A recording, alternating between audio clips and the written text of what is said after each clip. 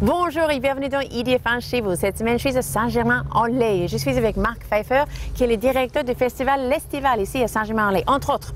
Bonjour Marc. Bonjour. Est-ce que vous pouvez me raconter comment vous êtes venu à Saint-Germain-en-Laye et comment vous êtes venu à faire le festival? Alors en fait, moi je suis né au Cameroun, à Yaoundé. Mais tout petit, je suis venu à Saint-Germain et depuis, j'y suis resté. Et puis en fait, on était une bande d'amis. Oui.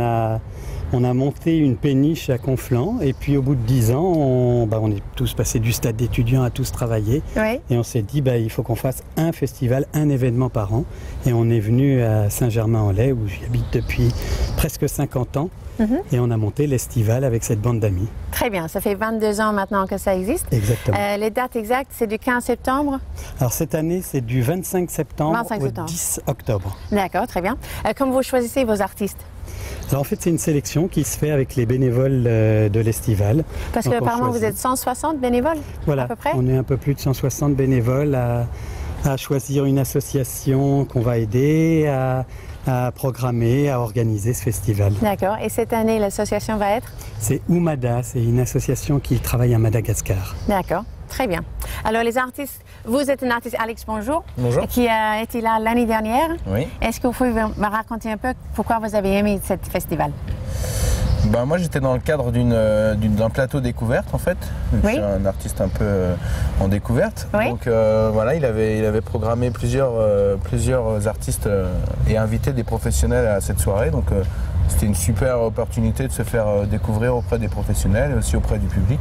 Oui. Donc voilà, j'ai vraiment aimé ce concept de plateau découverte. Très bien. Dans un beau théâtre dans Saint-Germain-en-Laye. Oui, parce que en fait le festival il se passe dans plusieurs endroits, au moins une dizaine dans la ville. Voilà, il y a à peu près une dizaine d'endroits dans la ville, que ce soit en extérieur ou dans des salles. On fait des choses au château, au Manège Royal, ici au théâtre Alexandre Dumas, voilà, dans différents lieux. Est-ce que vous avez des petites anecdotes des grands artistes que vous avez, ou même les petits, je veux dire, moins connus? Un des plus beaux souvenirs qu'on a, c'est avec Johnny Clegg, qui est venu répéter pendant une semaine à Saint-Germain. Une semaine? Voilà, pour son premier spectacle. Oui. Et qui, c'était un petit peu triste pour lui parce que son danseur venait de décéder, mais c'était très gai parce qu'il y avait un autre danseur et il a appris à ce danseur et à toute l'équipe de l'Estival à danser les danses zoulou. Donc on s'est tous retrouvés à danser ensemble. Très sympa. Vous êtes né au Cameroun. Oui. Pour vous, qu'est-ce que vous gardez de l'Afrique en vous? Je pense que c'est les rythmes. J'adore les rythmes. Ouais. Je suis batteur moi-même. D'accord. Quand j'arrive à trouver le temps d'aller taper sur une batterie avec des copains, mais jamais sur scène. D'accord. Ah, bon, c'est lui qui l'a dit. Est-ce qu'on peut écouter un morceau, s'il vous plaît, Alex, de ce que vous chantez?